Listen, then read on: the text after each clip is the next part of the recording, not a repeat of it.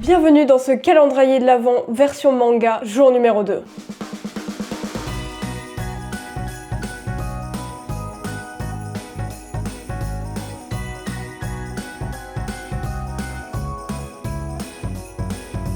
Alors, bon le tome 2 je l'avais vu hier, ouais, il est là, exactement. Donc, on a juste ici le tome 2, je rappelle évidemment que je ne connais pas les mangas qui sont emballés juste ici. C'est pas moi qui ai fait les emballages, c'est pas moi qui ai choisi les mangas. Donc vraiment je suis en 100% découverte et ça c'est trop cool. Donc c'est parti pour la petite énigme du jour. Si tu perds la vie, tu reviendras aussitôt, mais ce don d'immortalité fait de toi une cible. Pas d'idée.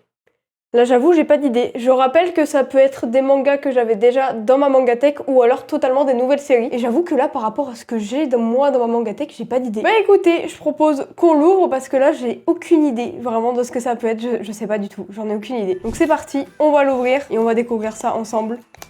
On va ouvrir ça proprement. Moi c'est bien, le scotch il se déchire tout seul. Hop. Oh, ok, Ajin.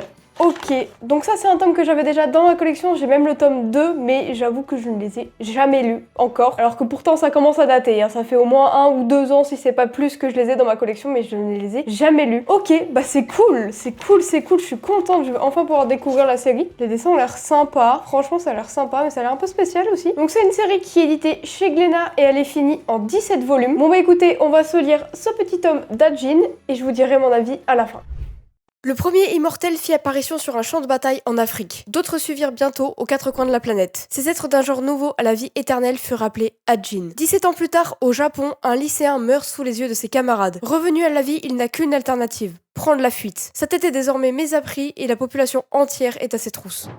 Bon, Ajin. En vrai, j'ai bien aimé, mais je reste un petit peu mitigée. J'ai bien aimé, mais je sais pas trop quoi en penser non plus. En fait, le scénario, il avance sans trop avancer dans ce tome 1, je trouve. Donc j'ai le tome 2, je pense que je vais me le lire après. Mais j'avoue que juste avec ce tome 1, je suis un peu mitigée. L'histoire est sympa, ça a l'air intéressant en tout cas ce qui se passe, mais à voir comment ça va se dérouler au fur et à mesure des tomes. Si jamais j'aime bien la suite de l'histoire avec le tome 2, je pense que je me ferai la série tranquillement. Mais pour le moment, ouais, je sais pas forcément quoi en penser. Ça a l'air sympa, le scénario a l'air cool, mais à voir en fait comment ça va se dérouler au fur et à mesure des tomes. Mais en tout cas, une bonne découverte, je suis assez contente de l'avoir lu. Enfin, il serait temps. N'hésitez pas à me mettre dans les commentaires si vous avez déjà lu Ajin ou si jamais vous comptez le lire. N'hésitez pas à vous abonner si ce calendrier de l'Avent vous plaît, c'est vraiment beaucoup de travail et moi ça me fait extrêmement plaisir de pouvoir faire ça. Et en tout cas, on se dit à demain pour le jour numéro 3.